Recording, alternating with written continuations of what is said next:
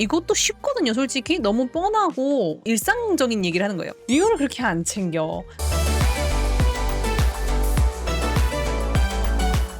자, 저번 시간에 그림자 그리는 방법에 대해서 좋은 팁 드리지 않았습니까? 이제 그것이 이제 폼 섀도우를 그리는 방법이었죠. 오늘 할 얘기는 이제 폼 섀도우 말고 캐스트 섀도우라고 불리는 것이 있습니다. 오늘은 이제 캐스트 섀도우에 대해서 말씀을 드리려고 해요. 캐스트 섀도우가 사실 되게 쉽거든요. 솔직히 폼 섀도우라고 말하는 우리말로 쉽게 표현하면 명암인데 물체 안에 있는 명암 단계 있죠. 이게 사실은 조금 더 어렵고요. 이거는 이제 그림자라고 우리가 보통 얘기하죠. 그러니까 물론 이것도 그림자고 이것도 그림자인데 사실 저기 그림자 있다 했을 때 사실 요거보단 요거를 말하는 경우가 많죠.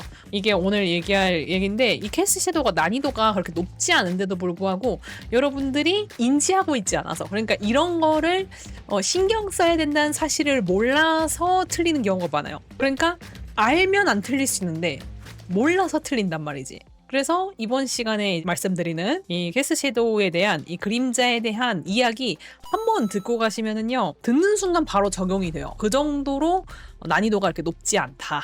매주 수요일 6시 생방송. 폼 섀도우는 뭐 혹시 못 들은 분들을 위해서 간단하게 얘기하자면은요, 공이 이렇게 있어요. 빛이 위에서 떨어져요. 그럼 여러분 이 구에 반절은 빛을 받게 되고요, 그쵸? 반대로 반대편은 어때요? 못 받죠. 딱 90도가 되는 지점부터 빛이 안 들어가서 저쪽엔 그림자가 생기게 돼요. 빛을 등지고 있는 이 부분 을 우리가 폼 섀도우라고 부릅니다. 폼 섀도우. 근데 이제 이 폼 섀도우가 생기고 끝이 아니다. 또 추가로 아까 얘기했던 애가 생기죠. 캐스트 섀도우. 캐스트 섀도우는 왜 생기죠?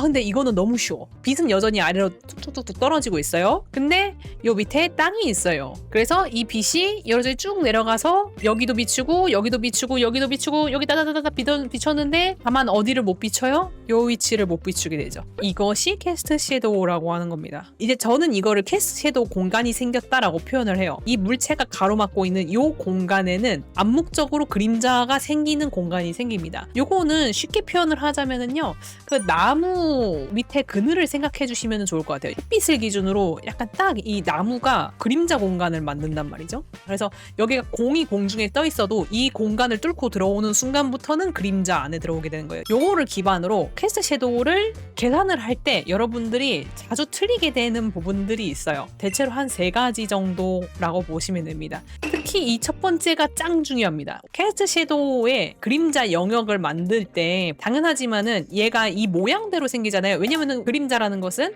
빛의 진로가 물체에 막혀가지고 그 모양이 투영된 거거든요. 이 모양이 그대로 여기에 복사가 됐단 말이야. 근데 그 캐스트되는 형태가 어디를 기준으로 나오는 거냐면은 폼 섀도우의 경계선에서부터 떨어집니다. 이게 제일 중요해요. 이 캐스트 섀도우의 모양은 폼 섀도우가 만드는 겁니다. 이게 무슨 뜻이냐면요, 내가 나무 밑에서 이제 좀 더위를 피하고 있는 중입니다. 예를 들어서 자, 이런 상황이라고 해봅시다. 여러분들 이런 캐스트 섀도우가 발생했을 때 캐스트 섀도우의 모양을 뭘로 결정하나요? 제일 많이 틀리는 게 뭐냐면은 윤곽선으로 하는 겁니다. 나무 그림자를요, 요 모양을 복사해서 이렇게 생각하는 경우를 말하는 겁니다. 이거 아니다 라는 거예요. 이런 경우 되게 많아요. 자, 다른 분들 이제 그림을 요거 좀 받아왔거든요. 요런 것들로 좀 이제 예시를 드리자면은, 사실 이제 캐스트 섀도우가 제일 많이 생기는 부분, 요거 앞머리 부분이잖아요. 캐스트 섀도우 그릴 때 이 모양을 복사해서 그리지 않아요? 그러면 틀리는 거예요. 자, 목 그림자 그릴 때도 턱 모양을 보고 턱 모양을 여기다가 복사하시는 분들이 있어요. 틀립니다. 이것도 아니에요. 윤곽선을 보고 결정하지 않습니다. 그게 이번에 말할 가장 중요한 첫 번째 문제예요. 자, 그럼 뭘 보고 결정해야 된다고요? 제가 아까 뭐라고 했어요? 폼 섀도우의 모양을 보고 결정을 하라는 표현을 썼죠. 자, 그거가 무슨 소리냐면은, 그래서 내가 나무 이파리 모양 그림자 이렇게 하기로 했다고 쳐봐요. 그러면은 요 밑에 땅에 닿는 그림자는 어떤 식으로 움직이냐면은 이 경계선의 모양을 복사해서 바닥에다가 맞추고 이걸로 공간이 만들어져요. 그래서 그림자의 모양은 약간 이런 모양새가 될 거예요. 그리고 이 공간 안에 있기 때문에 얘도 여기 기둥도 마찬가지로 다 그림자 안에 들어가게 됩니다. 이런 식으로 하는 거예요. 그래서 결론적으로는 뭘 가지고 해야 돼요? 내가 맨 처음에 결정한 명암의 모양을 파악을 해야 됩니다. 명암 모양에서부터 나옵니다. 자, 그러면은 아까 같은 그림 같은 경우에는 그럼 어떻게 했어야 돼요? 빛이 지금 위에서 떨어지고 있어요. 그렇죠? 그래서 이 보면은요, 위쪽 부분이 밝고 하단 부분이 어두운 상태예요. 그럼 목 그림자는요? 어떻게 해야 된다고요? 턱을 기준으로 턱 그림자가 나오는 게 아니고요. 여기에서부터 밑으로 떨어지기 때문에 요 경계선과 똑같은 모양이 약간 늘어져서 나오는 형태가 될 겁니다. 여기 밑에 떨어지는 머리카락 그림자도 요 윤곽선이 여기 떨어지게 됩니다. 그래가지고 이렇게 떨어지는 형태가 나올 거라는 거를 유추할 수 있어요. 그래서 맨 처음에 1단 그림자라고 하죠, 보통. 이런 1단 그림자를 그릴 때 이걸 어느 정도 감안을 하고 있어야 돼요. 나중에 내가 그리는 이 1단 그림자가 최종적으로는 여기 밑에 떨어지는 그림자의 모양에 영향을 미친다는 생각을 하시면서 그리면 훨씬 더 좀 퀄리티 좋게 그릴 수 있게 됩니다. 그런 것들을 조금 생각하면서 지금 이 그림을 조금 수정을 해볼까요?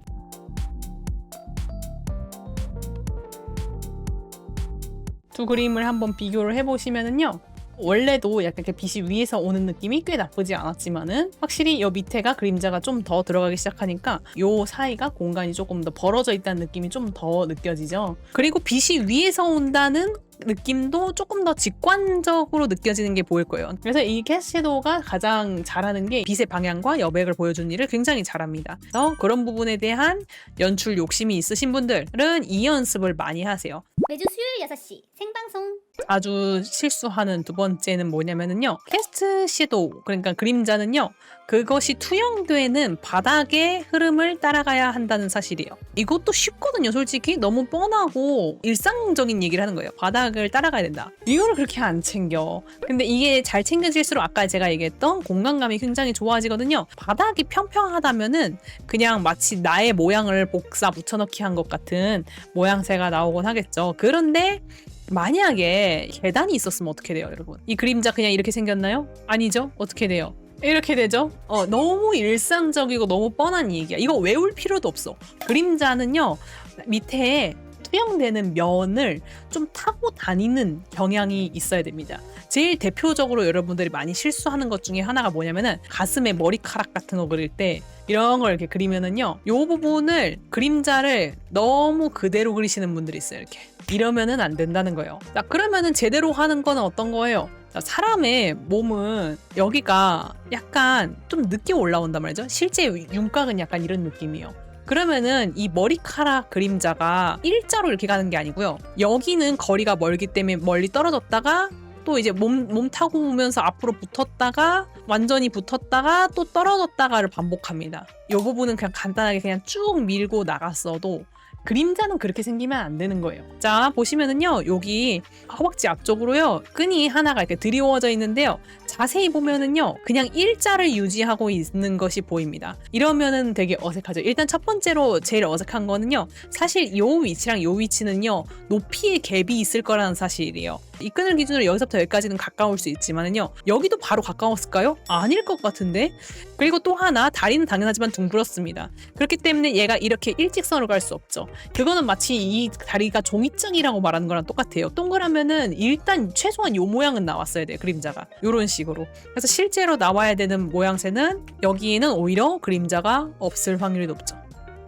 훨씬 더 이 사이에 띄워진 공간이 있다는 생각이 들면서 그림이 훨씬 풍부한 입체감을 가지고 있는 거 느껴지죠?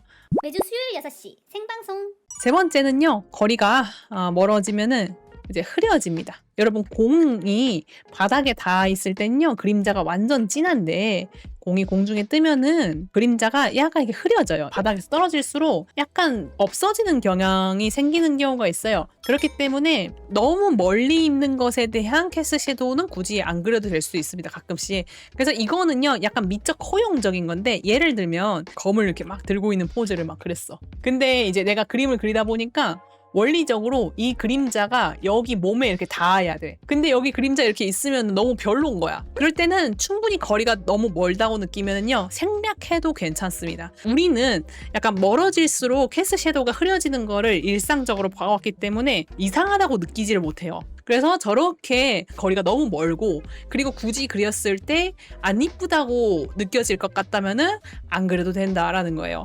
그러니까 사실 이제 제일 중요한 거는 1번과 2번이라고 할 수 있겠죠. 자, 그런 의미에서 이 그림을 조금만 더 잡고 가보도록 하겠습니다. 지금 보면은요, 이 캐릭터가 뒤쪽에 달빛을 받고 있는 걸 보여요. 그럼 빛이 기본적으로 뒤에서 앞쪽으로, 그러니까 내 카메라 쪽을 향하고 있는 거고요. 그렇게 따졌을 때 지금 보면은 아주 또렷한 빛의 경계선이 있다는 걸 볼 수 있는데요. 그러면 요 모양이 빛의 방향대로 위에서 이렇게 내려오는 요 공간이 아까 제가 얘기했던 그 캐스트 섀도우 공간이 됩니다. 말인즉슨 요 공간의 친구들은 모두 그림자 안에 파묻히게 되는 거예요. 반대로 이걸 이용할 뭘 알 수 있냐면은 언제부터 빛을 받을 수 있는지도 알 수 있어요. 이 캐스트 섀도우 공간 안에서 빠져나오는 애들이 있어. 여기는 빛이 들어올 수 있는 여지가 있다는 거예요. 그래서 이렇게 캐스트 섀도우 공간을 읽을 수 있으면은 언제부터 내가 역광을 다시 그려도 될지가 판단이 됩니다. 이런 것들이 대충 어떤 느낌인지는 알겠는데 정확하게 이게 여기서부터 끝날지 여기서부터 끝날지 여기서 끝날지는 잘 모르겠어요 라고 느낄 수 있어요. 이게 완벽하게 조준이 안 돼도요, 대충 어둠에만 맞아도요, 보는 사람들은 그게 이상하다는 걸 몰라요. 그렇기 때문에 어림잡아서 해도 사실은 그렇게 큰 문제가 없다.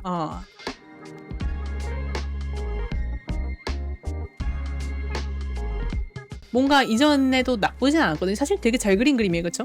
뭔가 공간이 좀 더 명확해지죠. 빛이 어디서 오는지도 좀 더 알 것 같고, 역광이 만드는 윤곽선도 좀 재미있는 형태가 나오니까 이런 식으로 우리가 캐스트 섀도우를 잘 작업을 해주면은 이런 것들을 좀 더 유도를 해줄 수 있다. 캐스트 섀도우를 지키는 게 조금은 어렵지만은 원리 자체는 너무 간단해. 이거가 안 외워지진 않을 거예요. 그러니까 여러분들이 원리 자체는 간단하니까 조금이라도 한번 찾아보려고 한번 해보세요. 그것만으로도 그림이 훨씬 더 퀄리티가 이제 좋아질 테니까.